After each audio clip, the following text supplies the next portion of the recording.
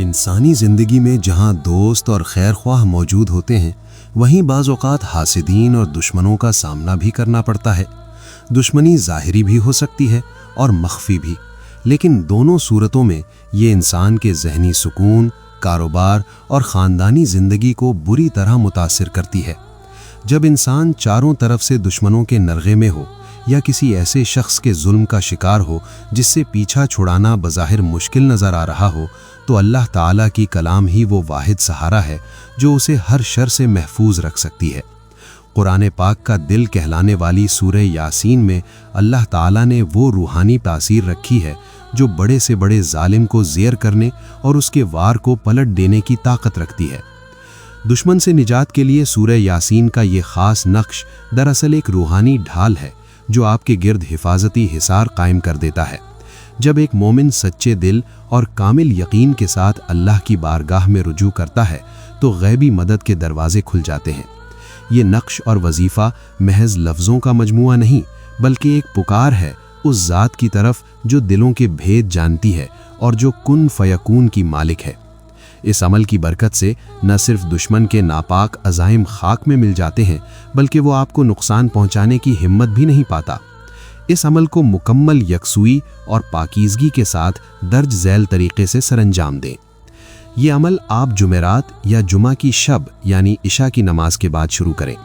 باوضو ہو کر کسی تنہا جگہ پر بیٹھ جائیں جہاں کوئی دخل اندازی نہ کرے۔ ایک سفید کاغذ لیں اور اس پر کالی روشنائی یا زعفران سے سورہ یاسین کی اس آیت کا نقش تیار کریں۔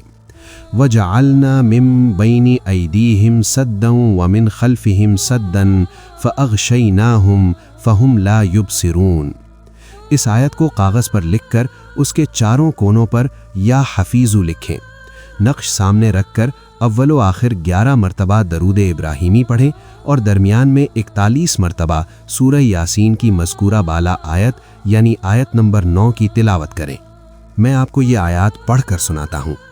وَجَعَلْنَا مِن بَيْنِ أَيْدِيهِمْ سَدًّا وَمِن خَلْفِهِمْ سَدًّا فَأَغْشَيْنَاهُمْ فَهُمْ لَا يُبْصِرُونَ۔ ہر بار تلاوت کے بعد اس نقش پر دم کریں۔ تلاوت مکمل کرنے کے بعد اس نقش کو تعویذ کی طرح بنا کر اپنے پاس رکھیں یا اسے فریم کروا کر اپنے کمرے میں ایسی جگہ لگائیں جہاں سے آپ کی نظر اس پر پڑتی رہے۔ یقین جانیے، جب آپ سورہ یاسین کے اس مبارک نقش اور عمل کو کامل یقین کے ساتھ کریں گے تو انشاءاللہ تعالی دشمن نست و نابود ہوگا۔ اللہ کے حکم سے وہ ایسی تباہی اور بربادی کا سامنا کرے گا کہ پھر کبھی سر اٹھانے کے قابل نہیں رہے گا۔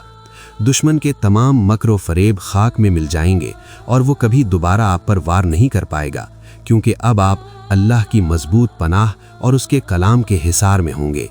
حق غالب آئے گا اور باطل مٹ جائے گا۔ بے شک اللہ ہی بہترین محافظ ہے۔ اب مجھے اجازت دیں، پھر ملیں گے ایک اور وظیفے میں۔ تب تک کے لیے اللہ حافظ۔